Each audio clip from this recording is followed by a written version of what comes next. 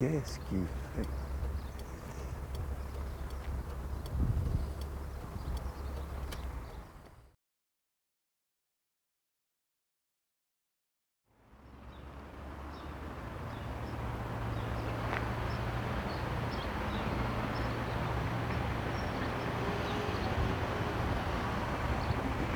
Ah là là.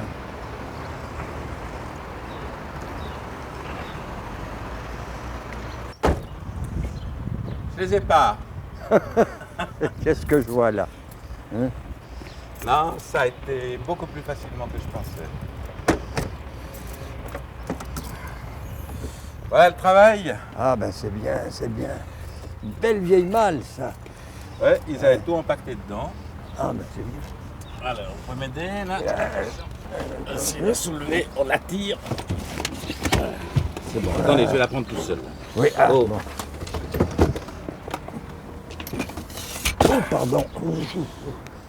Voilà. Finalement, c'est allé plus facilement que ce que je pensais. Oh, Je pensais vous n'aviez qu'on pas aurait à plus faire de du difficultés. souci, ce sont des gens très suivis. J'arrive pas à savoir s'ils m'ont tout donné, mais j'espère on pourra Oh, regarder. on regardera. Moi je sais qu'il y en a 9. Alors, 9. oui, puis tous ne pouvaient pas vous intéresser quand même. Alors moi, je les ai pas comptés. Ils avaient tout préparé. J'ai tout préparé. Ah, c'est bien.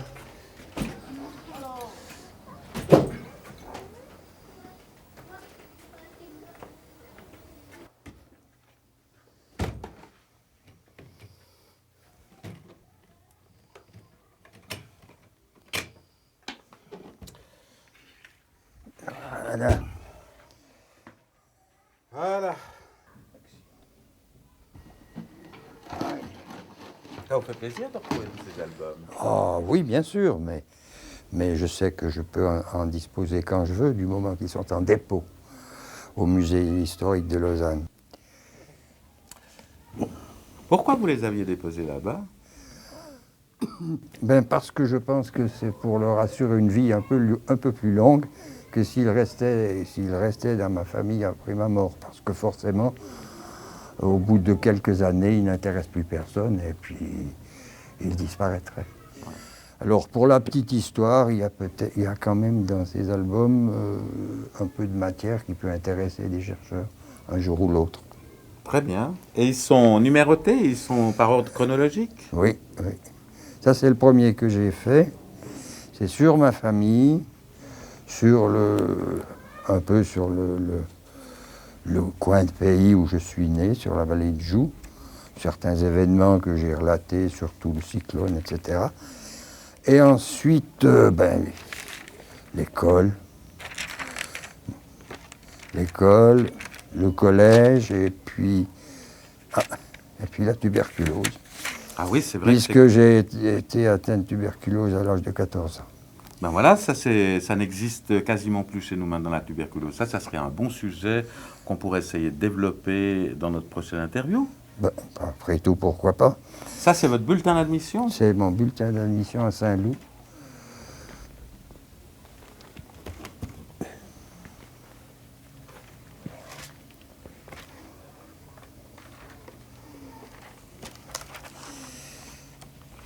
Et puis celui-là, alors, traite entièrement de la guerre et des passages de frontières, comme j'ai été passeur de frontières. Vous avez été passeur de frontières? Oui, oui. Et qu'est-ce que vous entendez par là? C'était quoi un passeur Oh ben, de frontières? il s'agissait de se rendre en France clandestinement pour aider les Français dans la mesure de nos moyens, pour assurer des correspondances, des abonnements de journaux, des passages de vêtements, de nourriture, de tabac, etc. Ben voilà, un autre sujet Ça qu'on peut pourra être un abondamment sujet, développer. ouais. Vous avez combien d'albums là-dessus? 3. 3?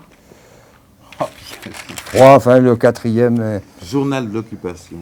est en partie seulement consacré. Et puis, voilà, celui-là, c'est sur la bourdonnette. Ah, donc sur le quartier Oui, ici. sur le quartier, oui, c'est le premier que j'ai fait, j'en ai fait 5. 5. Oui, 5. Ça constitue combien de photos, ça? Oh ben 5, ça doit faire à peu près 1000 photos.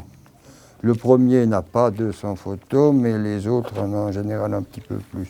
Qui sait? Ah ben Ça voilà, doit- moi, je crois qu'on a trouvé là le troisième sujet qu'on va aborder dans nos entretiens. Il y a des photos de tout, des gens, Des photos des gens, des bâtiments, des des bâtiments, extérieurs. et puis ce qui se passe dans les environs, évidemment. Je ne me suis pas borné uniquement à la Bourbonnette. J'ai fait le bord du lac, le parc Bourget, Chavannes, un coin, le Vidi. Bah, écoutez, Monsieur Mélange, je vous propose dans nos prochains entretiens qu'on prenne les choses de manière chronologique et puis qu'on essaye de commencer par cette chose qui a été un peu oubliée maintenant, qui est la tuberculose, cette épidémie qu'il y avait eu à l'époque, dont vous avez été la victime pendant presque une vingtaine d'années. Eh bien oui, ben d'accord, on va pouvoir commencer par ça. Mais j'espère que ça ne va pas fatiguer les auditeurs, Non, je ne pense parce pas. que parler de maladie, c'est pas un sujet très drôle.